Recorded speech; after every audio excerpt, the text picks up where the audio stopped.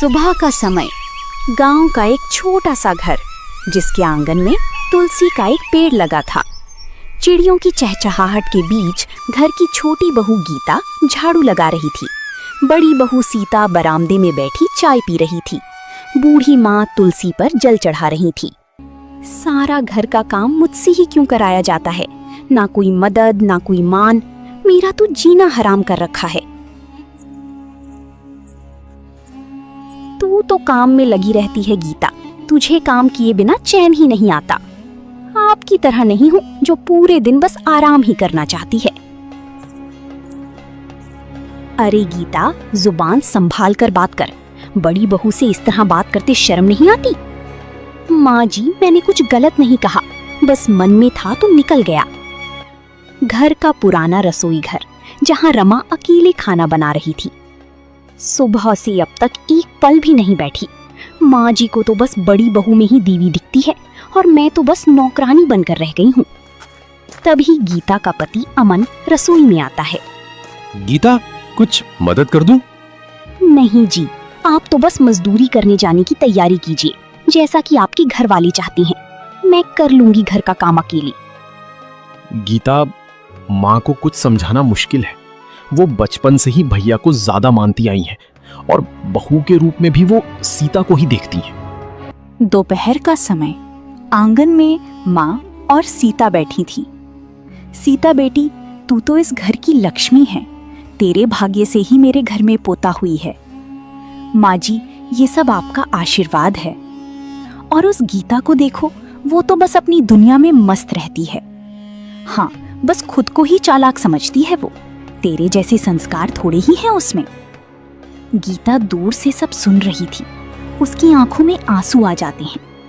रात का समय, सब खाना खा चुके थे। गीता चुपचाप बर्तन धो रही थी। गीता, तुम्हें बुरा लगा जो माँ ने कहा? देखो, मैं माँ की तरफ से माफी मांगता हूँ। नहीं अमन जी, अब तो आदत सी हो गई है, लेकिन दर्द तो होता ही है ना। गीता, हम अभी कुछ बदल तो नहीं सकते, पर मैं हमेशा तुम्हारे साथ हूँ। बहू अमन को समझा दो कि गीता को ज्यादा सिर चढ़ाना ठीक नहीं। औरतों को उनकी जगह पता होनी चाहिए। आप चिंता ना करें माँ जी, मैं सब संभाल लूंगी।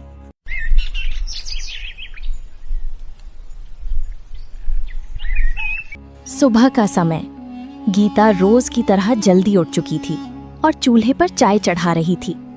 बाहर से माँ और सीता की हंसी की आवाज आ रही थी।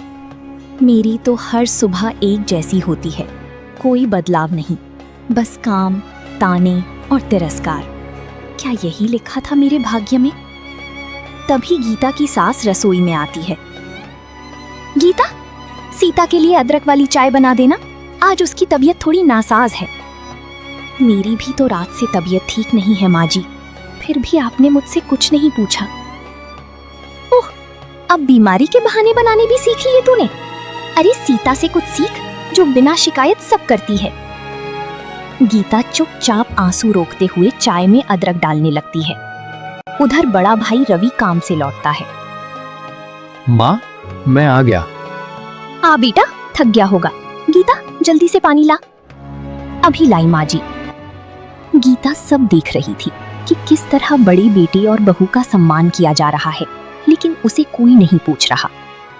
इसके बाद आंगन में पूरा परिवार साथ बैठता है, केवल गीता को छोड़कर। रवि बेटा, हमें अपनी पोते के लिए अच्छे स्कूल का इंतजाम करना होगा। तेरा बेटा बहुत होशियार है। हाँ माँ, कल ही शहर चलकर देखता हूँ। अरे हाँ माँ जी, हमारा गोलू तो सब में अव्वल आएगा। माँ, गीता भी तो पढ़ी लिखी है, वो भी घर के बच्चों को पढ़ा सकती है। इस बहाने कुछ कमाई हो जाएगी। हमें किसी परदेसिन की पढ़ाई की जरूरत नहीं। हमारी बहू तो सीता है, गीता तो बस बोझ है। सन्नाटा छा जाता है। गीता कलेजे पर हाथ रखकर दूर खड़ी सब सुनती है। रात का समय, अमन और गीता अपने कमरे में बात कर रहे थे।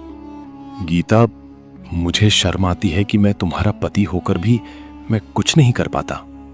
ऐसा मत कहिए, आप ही तो मेरी सबसे बड़ी ताकत हैं। आप हैं तभी मैं सह पा रही हूँ। एक दिन सब बदलेगा गीता, बस थोड़ा धैर्य रखो। धैर्य की भी एक सीमा होती है।